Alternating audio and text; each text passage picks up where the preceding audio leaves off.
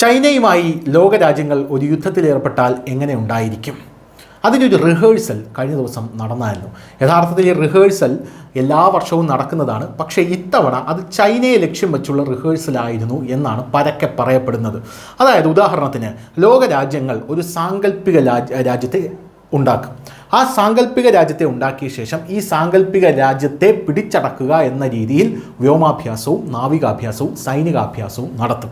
ഇത് എല്ലാ വർഷവും നടന്നു വരുന്നൊരു പ്രോസസ്സാണ്. എന്നാൽ ഇത്തവണ ചൈനയുമായുള്ള സാധ്യമായ യുദ്ധത്തിനായിട്ടുള്ളൊരു റിഹേഴ്സലായിട്ടാണ് ഇതിനെ വിലയിരുത്തിയത്. US-ഉം സഖ്യകക്ഷികളും ഓസ്ട്രേലിയയിലാണ് ഈ വമ്പൻ യുദ്ധാഭ്യാസം നടത്തിയത് എന്നാണ് അറിയാൻ സാധിക്കുന്നത്. ഇതിൻ്റെ കൂടുതൽ ഡീറ്റെയിൽസ് അറിയാൻ വളരെ രസകരമാണ് ഈ കാര്യം എന്ന് പറയുന്നത്. ഭീമാകാരമായിട്ടുള്ള C-17A ട്രാൻസ്പോർട്ട് വിമാനങ്ങളിൽ ഒന്ന് പ്രേതങ്ങളെപ്പോലെ ആകാശത്തു നിന്ന് ഇറങ്ങി വന്ന് 6 അമേരിക്കൻ പാരാട്രൂപ്പർമാർ 50 കിലോമീറ്റർ അകലെയുള്ള ഒരു ലക്ഷ്യം പിടിച്ചെടുക്കാൻ മുന്നോട്ട് കുതിക്കുകയാണ്. ഇങ്ങനെ മുന്നോട്ട് കുതിക്കുമ്പോൾ US-ഉം സഖ്യകക്ഷികളും 2 വർഷത്തിലൊരിക്കൽ യുദ്ധക്കളി നടത്തുന്നു.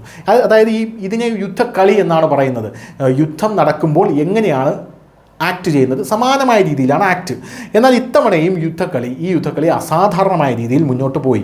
സാങ്കല്പിക ശത്രു, അതായത് ഞാൻ നേരത്തെ പറഞ്ഞൊരു സാങ്കല്പികമായ ഒരു രാജ്യം ഉണ്ടാക്കും. ഓൾവാന എന്നാണ് ഈ രാജ്യത്തിൻ്റെ പേര്. ഓൾവാന എന്ന രാജ്യത്തിന് പേരിട്ട് 40,000-ലധികം സൈനികർ, 150 യുദ്ധവിമാനങ്ങൾ, 30 യുദ്ധക്കപ്പലുകൾ എന്നിവ ഇതിൽ പങ്കെടുക്കുന്നുണ്ട്. ആംഫിബിയസ് കപ്പലുകൾ, അതായത് കടലിൽ നിന്ന് കരയിലേക്ക് സൈന്യത്തെ വഹിക്കാൻ കഴിയുന്ന ഫ്ലാറ്റായിട്ട് അടിത്തട്ടുള്ള കപ്പലാണ് ആംഫിബിയസ് കപ്പൽ എന്ന് പറയുന്നത്. ആ കപ്പലുകൾ US, ഓസ്ട്രേലിയ, ജപ്പാൻ, ദക്ഷിണ കൊറിയ എന്നിവിടങ്ങളിൽ നിന്നുള്ള ഹോവർ ക്രാഫ്റ്റുകളും ഗാരിസണിൽ ചേരുന്നുണ്ട്. ടാബിസ്മാൻ സാബർ 2024 എന്നാണ് ഈ യുദ്ധാഭ്യാസത്തിന് പേരിട്ടിരിക്കുന്നത്. ഇതിൽ US ഉണ്ട്, ഓസ്ട്രേലിയ ഉണ്ട്, Canada, Fiji, France, Germany, Indonesia, Japan, New Zealand, Papua New Guinea, Philippines, ദക്ഷിണ കൊറിയ, ടോങ്ക, UK എന്നീ രാജ്യങ്ങൾ ഉൾപ്പെട്ടിട്ടുണ്ട്. ഈ മുൻ യുദ്ധാഭ്യാസങ്ങളിലും അവർ പങ്കെടുത്തിട്ടുണ്ടായിരുന്നു. India, Singapore, Thailand, Netherlands, Norway, Malaysia, Vietnam എന്നീ രാജ്യങ്ങൾ ഇതിൻ്റെ കൂട്ടത്തിൽ നിരീക്ഷകരായി ചേർന്നിട്ടുണ്ടായിരുന്നു. മുഴുവൻ അഭ്യാസത്തിനും നേതൃത്വം നൽകുന്നത് ബ്രിഗേഡിയർ ഡാമിയൻ ഹില്ലാണ്.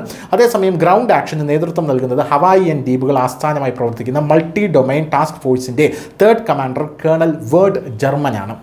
അധിനിവേശം ആരംഭിക്കുന്നതിന് മുമ്പ് സൈനികർക്ക് ഒവാന എന്ന സാങ്കല്പിക നാമം നൽകിയ രാജ്യത്തിൻ്റെ വിവരണത്തിൽ നൽകിയിരിക്കുന്ന എല്ലാ വിവരങ്ങളും ചൈനയുമായി സമാനമുള്ളതായിരുന്നു എന്നുള്ളതാണ് ഇത്തവണത്തെ പ്രത്യേകത എന്ന് പറയുന്നത്. ചൈനയ്ക്കും ഇത്തവണ ഇക്കാര്യം അറിയാമായിരുന്നു എന്നുള്ളതാണ് നമുക്ക് മനസ്സിലാക്കാൻ കഴിയുന്ന കാര്യം. എന്തായാലും ഈ യുദ്ധാഭ്യാസം ജൂലൈ 13 ആരംഭിച്ച് ജൂലൈ 27 അവസാനിക്കുമെന്ന് അറിയാൻ സാധിക്കുന്നു.